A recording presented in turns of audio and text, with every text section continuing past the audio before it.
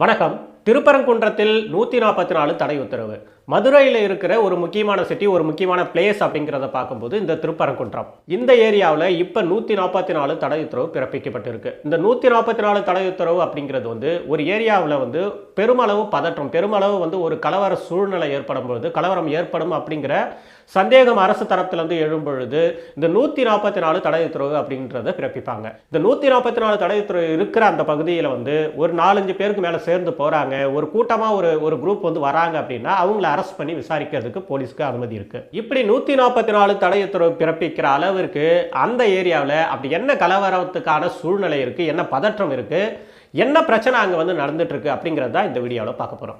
ரொம்ப ஷார்ட்டாக இந்த விஷயத்த சொல்லணும் அப்படின்னா, இந்துக்களை பொறுத்த வரைக்கும் திருப்பரங்குன்றம் அப்படின்னா அங்கே முருகன் கோவில் இருக்கும். அங்கே ஒரு மலையில் ஒரு முருகன் கோவில் இருக்கும். ஆறுபடை வீடு அப்படின்னு சொல்லி முருகன் கோவில் சொல்லப்படுறதுல இந்த திருப்பரங்குன்றம் முக்கியமான ஒரு கோவில் அப்படிங்கிறது தெரிஞ்சுக்கலாம். அதே சமயத்தில் முஸ்லிம்களுடைய பார்வையில் இந்த திருப்பரங்குன்றம் அந்த மலையை பொறுத்த வரைக்கும் அது செகந்தர் மலை அப்படிங்கிறத சொல்றாங்க.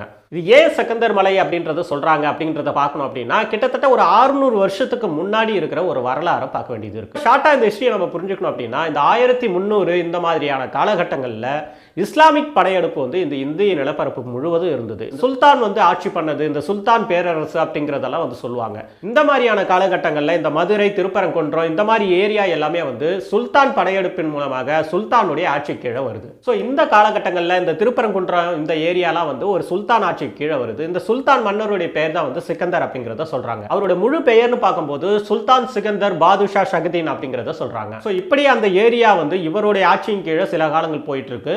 திரும்பவும் பாண்டிய மன்னர் படையெடுத்து அந்த இடத்தை கைப்பற்றுறாரு. இந்த காலகட்டங்களில் பாண்டியர் படையெடுத்து இந்த ஆட்சியை, இந்த இடத்தை கைப்பற்றிய பிறகும் கூட இந்த சிக்கந்தர் அப்படிங்கிறவர் தேடுறாரு. இவர் எங்க இருக்காரு அப்படிங்கிறத தேடுறாங்க. தேடும் பொழுது இந்த திருப்பரங்குன்ற மலையில தான் அவர் ஒரு துறவி மாதிரி அந்த தியானம் பண்ணிட்டு இருந்தாரு. அதாவது அவங்களுடைய விஷயத்துல இஸ்லாமிக் படி இந்த தியானம் பண்ற விஷயங்கள் என்ன சொல்றாங்களோ அந்த மாதிரி அவர் ஒரு துறவி மாதிரி ஒரு குகையில ஒரு தியானம் பண்ணிட்டு இருக்காரு அப்படிங்கிறத சொல்றாங்க.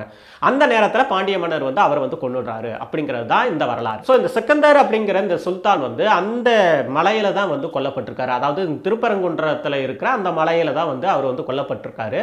அவரோட நினைவா தான் அங்க ஒரு மசூதி, ஒரு தர்கா இப்போ இருந்துட்டு இருக்கு. அப்போ இந்த மலையை பொறுத்த வரைக்கும் மலையுடைய அடிவாரத்துல முருகன் கோவில் இருக்கிறத பார்க்கலாம். அப்படியே அதோட உச்சியில பாத்தீங்க அப்படின்னா ஒரு தர்கா, ஒரு மசூதி இருக்கிறத நம்ம பார்க்க முடியுது. அதை தவிர இந்த மலையை சுற்றி பார்க்கும்போது காசி விஸ்வநாதன் கோவில் இருக்கிறதா சொல்றாங்க. அதே சமயத்துல இந்த மலையை கூட பாத்தீங்க அப்படின்னா சமண முனிவர்களால நிறைய விஷயங்கள் செதுக்கப்பட்டிருக்கு, நிறைய குகைகள் இருக்கிறதா சொல்றாங்க. அப்போ இந்த திருப்பரங்குன்ற மலை அப்படிங்கிறது பல மதங்கள் சம்பந்தப்பட்டிருக்கு. முக்கியமாக இந்துக்கள் சம்பந்தப்பட்ட இந்த முருகன் கோவில் இருக்கு. அதற்கு உச்சியில பார்த்தோம் அப்படின்னா இந்த மசூதி அப்படிங்கிறது இருக்கு. அப்போ அங்க இருக்கிற இந்த தர்கா, இந்த மசூதி அப்படின்னு பார்க்கும்போது கிட்டத்தட்ட ஒரு 600 வருஷத்துக்கு முன்னாடியில இருந்து முஸ்லிம்கள் அங்க வழிபட்டு இருக்காங்க. முஸ்லிம்கள் அங்க ஆடு பலி கொடுக்கறதும், கோழிகளை பலி கொடுத்து அதை சமையல் செஞ்சு அதை படையலிடுற அவங்களுடைய முறைகளின் படி இந்த மாமிசம் படைக்கிறது இதெல்லாம் அவங்களுடைய முறைகள்ல இருக்கும். இது கிட்டத்தட்ட ஒரு 600 வருஷத்துக்கு முன்னாடியில இருந்தே இது நடந்துட்டு இருக்கு. ஸோ அதே சமயத்தில் இந்த முருகன் கோவில் பார்க்கும்போது அதோடைய வரலாறுலாம் தமிழர்களுடைய வரலாறா மாறி இருக்கும். அதாவது கிட்டத்தட்ட ஒரு 2000 வருஷம் இருக்கலாம், 3000 வருஷம் இருக்கலாம். அது எப்போ இருந்தே இந்துக்களுக்கான ஒரு இடமாக இருந்திருக்கிறதுக்கு வாய்ப்பு இருக்கு. அது இந்துக்கள் கோவில் அப்படிங்கறத விட பழமையா பார்க்கும்போது அது ஒரு சைவம் சார்ந்த ஒரு இடமா இருந்திருக்கும். அதாவது வைணவம் இல்லாம சைவம் சார்ந்த ஒரு தமிழ் கடவுளான முருகன் கோவிலாக அங்க இருந்திருக்க வாய்ப்பு இருக்குது. சோ இப்படி ரெண்டு மதங்களும், முக்கியமான 2 மதங்கள் சம்பந்தப்பட்டிருக்கிற இந்த மலையில இருக்கிற மசூதிக்கும் சரி கோவிலுக்கும் சரி தனித்தனி படிக்கட்டுக்கு இருக்கிறதா சொல்றாங்க. அப்போ இந்த முஸ்லிம் சம்பந்தப்பட்டவங்க இந்த தர்காவுக்கு போறவங்க, அங்க போயிட்டு ஆடு பலி கொடுக்கணும், கோழி பலி கொடுக்கணும்னு போறவங்க அவங்களுக்கு தனியா ஒரு படிக்கட்டு இருக்கு. அதன் மூலமா அவங்க எடுத்துட்டு போறதும், இங்க கோவிலுக்கு போயிட்டு வணங்கிட்டு வரணும், முருகனை வணங்குறவங்க அவங்களுக்கு தனியா ஒரு படிக்கட்டு இருக்கிறதா தான் சொல்லப்படுது.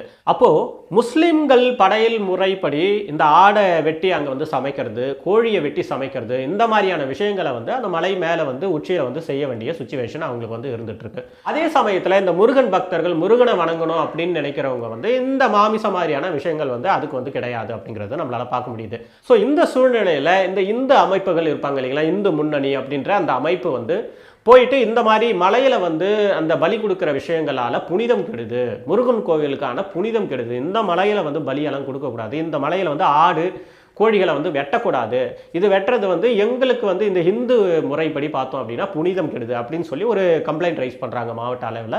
இந்த புகாரை எடுத்து மாவட்ட ரீதியாக வருவாய்த்துறை அங்கே வந்து பார்த்துட்டு இந்த ஆடு கோழிகளை வந்து இந்த மலையில் வந்து வெட்டக்கூடாது அப்படிங்கிற மாதிரி ஒரு இடைக்கால தடை வந்து விதிக்கிறாங்க. இதை தொடர்ந்து ஒரு சில நாட்களுக்கு முன்பு ஒருத்தர் வந்து ஒரு ஆடை வந்து பலி கொடுக்கறதுக்காக முஸ்லீம் வந்து அந்த மலை மேலே எடுத்துகிட்டு போகிறதுக்கு முயற்சி பண்ணும் பொழுது அங்கே வந்து போலீஸ் தடுத்து இங்கே வந்து தடை விதிச்சிருக்கு, இங்கே வந்து நீங்கள் ஆடு வெட்டக்கூடாது அப்படிங்கிறத தடுக்கிறாங்க. இதை எடுத்து முஸ்லீம் சைடில் இருந்து நிறைய இந்த பிரச்சனை வந்து ஸ்டார்ட் ஆக ஆரம்பிக்குது. காலங்காலமாக நாங்கள் வந்து கொண்டு போயிட்டு இருக்கிறது தான், காலங்காலமாக இந்த வழியில் வந்து நாங்கள் ஆடை எடுத்துகிட்டு போய் பலி கொடுக்குற ஒரு இடம் தான், இதை வந்து நீங்கள் புதுசாக வந்து ஏன் இந்த தடையெல்லாம் விதிக்கிறீங்க அப்படின்னு சொல்லி இந்த பிரச்சனை வந்து ஸ்டார்ட் ஆகுது. இவர்கள் கேட்ட உடனே இதற்கு எதிர்ப்பாக இந்த இந்து அமைப்புகள், இந்து முன்னணி அப்படின்ற இந்த அமைப்பு இவர்கள் எல்லாமே வந்து நாங்கள் போராட்டம் பண்ண போகிறோம் அப்படின்னு சொல்லி அறிவிக்கிறாங்க. போராட்டம் பண்ண போகிறோம் அப்படின்னு சொல்லி பர்மிஷன் கேட்குறாங்க. பட் பர்மிஷன் வந்து கொடுக்காத பட்சத்தில் கூட இந்த பதற்றம் நிலவுது. இவங்க வந்து வந்துட்டாங்க, முஸ்லீம் வந்து எதிர்ப்பாக வந்துட்டாங்க அப்படின்னா இங்கே வந்து ஒரு மத கலவரம் உருவாகும் அப்படின்றதுக்காக இந்த 144 தடை உத்தரவு வந்து இங்கே விதிக்கப்பட்டிருக்கு. இப்போ இந்த பிரச்சனையை இங்கே உண்மையிலே யார் பண்ணுறா, இந்த பிரச்சனை வந்து எப்படி ஸ்டார்ட் ஆகுது அப்படிங்கிறத நாம் கொஞ்சம் யோசித்து பார்த்தோம் அப்படின்னா பொதுமக்கள் இந்த பிரச்சனையை பண்ணலை. அந்த மலைக்கு அந்த பக்கத்தில் இருக்கிற ஏரியாவில் குடியிருக்கிற இந்துக்களோ முஸ்லீம்களோ இந்த பொதுமக்களாகிய இவர்களுக்குள்ள வந்து இங்கே முஸ்லீம் கோவில் இருக்குது அப்படின்னு சொல்லி அவங்க மேலே ஒரு வெறுப்புணர்வோ, இங்கே வந்து இந்து கோவில் இருக்குது அப்படின்னு சொல்லி முஸ்லீம்களுக்கு ஒரு வெறுப்புணர்வு ஏற்பட்ட மாதிரியான விஷயங்கள் வந்து இங்கே நிகழல. இங்கே சில ஊடகங்களில் வந்து பொதுமக்கள்கிட்ட போயிட்டு மைக்கை கொடுத்து கேட்கும் பொழுது இங்கே நாங்கள் வந்து முஸ்லீம் ஹிந்து எல்லாம் வந்து ஒன்றா தான் வாழ்ந்துட்டு இருக்கோம், இதில் வந்து எந்த விதமான பிரச்சனையும் கிடையாது அப்படிங்கிற மாதிரி தான் ஒரு சாதாரண பொதுமக்கள் வந்து சொல்லிக்கிட்டு இருக்காங்க. அதையெல்லாம் மீறி இந்த பதற்றம் உருவாகுது, அதையெல்லாம் மீறி இந்த கம்ப்ளைண்ட் வந்து ரைஸ் ஆகுது, அதையெல்லாம் மீறி இந்த பிரச்சனை வந்து முன்னெடுக்கப்படுது அப்படின்னா இது சுத்தமான அரசியல் அப்படிங்கிறது தான் நான் சொல்ல வரேன். இங்கே இந்துக்களுக்காக பேசுகிறேன், இந்துக்கள் வந்து பறி போகுது, அவங்களோட இடம் பறி போகுது, அவங்களுடைய உரிமைகள் பறி போகுது அப்படின்னு சொல்கிற இந்த அரசியல் சம்மந்தப்பட்டவங்க, இந்த இந்து முன்னணி இயக்கங்கள் இவங்க எல்லாமே வந்து ஆர்எஸ்எஸோட தொடர்புடையவங்களா இருக்கிறாங்க. அதாவது ஆர்எஸ்எஸ் அப்படிங்கிறதுடைய ஒரு பொலிட்டிக்கல் பார்ட்டி அப்படின்னா தான் அது வந்து பிஜேபி. அப்போ இந்த ஆர்எஸ்எஸ் அப்படிங்கிறதுடைய எய்ம் என்ன, அவங்களுடைய நிலைப்பாடு என்ன அப்படின்னா நாங்கள் வந்து இந்து ராஷ்டிரம் அமைக்க போகிறோம், நாங்கள் வந்து அகண்ட பாரதம் அமைக்க போகிறோம், பழைய காலத்தில் இந்த பாரதம் முழுவதும் இந்து மதம் இருந்துச்சு, நாங்கள் வந்து திரும்பவும் இந்த இந்து மதத்தை வந்து இங்கே உருவாக்குவோம் அப்படின்னு சொல்லி இந்து விஷயங்களை கற்பித்து இந்து விஷயங்களை அங்கங்கே பரப்பி அதன் மூலமாக அரசியல் செய்யக்கூடியவர்கள் தான் இந்த அமைப்பினர் எல்லாமே. இவங்க உண்மையிலேயே பொதுமக்களாக இருக்கிற அந்த இந்துக்களுக்கான மனநிலையில் இருக்கிறவங்க இவங்க கிடையாது. நல்லா புரிஞ்சுக்கணும் இந்த இடத்த நம்ம பார்க்கும் பொழுது உண்மையிலேயே பொதுமக்களுக்கு ஒரு முஸ்லீம் மேலே கோபம் கிடையாது, உண்மையிலேயே பொதுமக்களாக இருக்கிற ஒரு முஸ்லீமுக்கு இந்துக்கள் மேலே கோபம் கிடையாது. பட் இந்த அமைப்பினர்கள் இவர்கள் யார் அப்படின்றத பார்க்கும் பொழுது இவர்கள் அரசியல் ரீதியாக அரசியல் செஞ்சு இந்த இந்துக்களுடைய வாக்குகளுக்காக நிறைய அரசியல் செஞ்சு அதை வைத்து பிழைப்பு நடத்தக்கூடியவர்கள். ஸோ ஆர்எஸ்எஸ் மாதிரியான இயக்கம், அதை சுற்றி நிறைய இந்த அதோடைய விரல்கள் போல இந்த சின்ன சின்ன இயக்கங்கள், இதை தான் வந்து சங் பரிவார் அப்படிங்கிறத சொல்றாங்க. இந்த சங் பரிவார் அப்படிங்கிற இந்த குரூப், அதாவது ஒரு இயக்கம் கிடையாது, நிறைய இயக்கம் இந்தியா ஃபுல்லாக இருக்கிறாங்க. இவங்க சின்ன சின்னதா இவங்க எல்லாருமே என்ன அப்படின்னா ஒரே ஐடியாலஜியில் இயங்கக்கூடியவர்கள். இந்த நாடை ஃபுல்லாக இந்துக்கள் நாடாக மாற்றணும், இங்கே இருக்கிற முஸ்லீம்ஸ் எல்லாத்துக்கும் வந்து ஒரு இந்துக்களுக்கு ஒரு வெறுப்புணர்வு வர மாதிரி அவங்க வந்து எதிர்க்கிறாங்க, அவங்க வந்து உங்க இடத்த புடுங்கிக்குவாங்க, இந்த மாதிரியான விஷயங்கள் கற்பிக்கிறதுல இவங்க வந்து முனைப்பு காட்டுறவங்களா இருக்கிறாங்க. ஸோ இந்த மாதிரியான இயக்கங்கள், இந்த மாதிரியான சின்ன சின்ன அரசியல் இயக்கங்கள் இவங்களுடைய ஒரு மிகப்பெரிய பொலிட்டிக்கல் பார்ட்டி அப்படின்னு பார்க்கும்பொழுது அதுதான் வந்து பிஜேபி.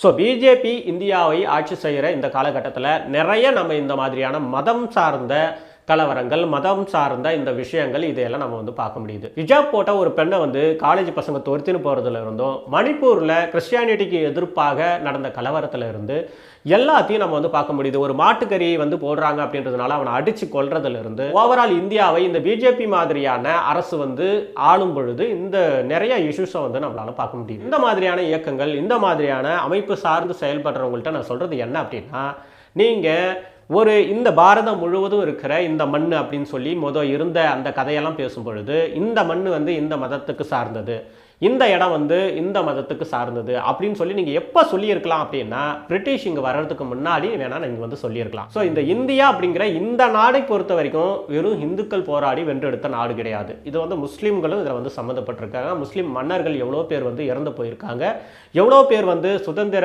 தியாகிகளாக இருந்திருக்காங்க. அப்போது முஸ்லீம்களும் இதில் சம்மந்தப்பட்டிருக்காங்க, இந்து மன்னர்களும் சம்மந்தப்பட்டிருக்காங்க, இன்னும் நிறைய சின்ன சின்ன மதங்கள்லாம் இருக்குது, அந்த மதங்களுக்குரியவர்களும் இதில் வந்து சம்மந்தப்பட்டிருக்காங்க. ஸோ அப்போ இந்த இந்தியா அப்படிங்கிறது வந்து ஒரு இந்து நாடு, ஒரு இந்து ராஷ்டிரம், இந்து சம்பந்தப்பட்ட ஒரு நாடு அப்படின்னு சொல்றதே வந்து ஒரு அவலம் அப்படிங்கிறத சொல்ல வர. இது சம்பந்தமா பிஜேபியை சார்ந்த எச் ராஜா அவர்கள் பேசும் பொழுது, இந்த திருப்பரங்குன்றம் அப்படிங்கிறது வந்து ஒரு இந்துக்களுக்கான இடம். ஒரு 500 வருஷத்துக்கு முன்னாடி 600 வருஷத்துக்கு முன்னாடி இங்க ஏது முஸ்லீம், அப்போ இது முஸ்லீம்கான இடம் கிடையாது, இது வந்து இந்துக்களுக்கான இடம் அப்படின்னு சொல்லி பேசிட்டு இருக்காரு. அப்போ இதை ஃபாலோ பண்ணி அவர் சொல்ற மாதிரியே நம்மளும் அவரை கொஸ்டின் பண்றோம் அப்படின்னா, இங்க ஒரு 3000 வருஷத்துக்கு முன்னாடி 3500 வருஷத்துக்கு முன்னாடி ஏது ஆரியம், ஏது வைணவம், இங்க வெறும் சைவம் தானே இருந்திருக்கணும் அப்படின்னு பார்க்கும்பொழுது முருகன் கோவிலை வந்து ஒரு ஹிந்துன்னு சொல்றதே தப்பு அப்படின்ற மாதிரி நம்மளும் வந்து ஒரு கொஸ்டினை அரைஸ் பண்ண முடியும். அப்போ இவர்கள் போல இந்த இந்து சம்பந்தமான அரசியல் பண்றவங்களுடைய இந்த பார்வை, இந்த விஷயம் அப்படிங்கிறதே வந்து ஒரு மசூதி இருக்கு அப்படின்னா அங்க வந்து ஆல்ரெடி சிவன் கோயில் இருந்திருக்கு, ஆல்ரெடி வந்து இன்னொரு இந்து கோவில் இருந்திருக்கு அப்படின்னு சொல்லி அதை வந்து ஒரு அரசியலா செய்யறவங்களா இவங்க வந்து இருக்கிறாங்க. ஆக இந்த விஷயத்தை பொறுத்த வரைக்கும் தமிழ் மக்கள் இதை வந்து புரிஞ்சுக்கணும். இது வந்து வெறும் பாலிடிக்ஸ், இது வந்து வெறும் அரசியல் ரீதியாக நடக்கக்கூடிய ஒரு விஷயம் தான். எங்கோ இருந்து பார்க்கும்பொழுது ஆமா முஸ்லீம் வந்து இந்துக்களுடைய கோவிலோட இடத்தை எடுத்துக்குவாங்க அப்படிங்கிற மாதிரியெல்லாம் நீங்க வந்து கோவப்படுறதுக்கான எந்த விதமான விஷயமும் கிடையாது. உண்மையை சொல்ல போனோம் அப்படின்னா இது வெறும் அரசியல். இந்த இந்துக்கள் அப்படிங்கிற பேரை வச்சு இதை வச்சு பிழைப்பை நடத்தக்கூடிய அரசியல்வாதிகளால் செய்யப்படக்கூடிய ஒரு விஷயம்தான்.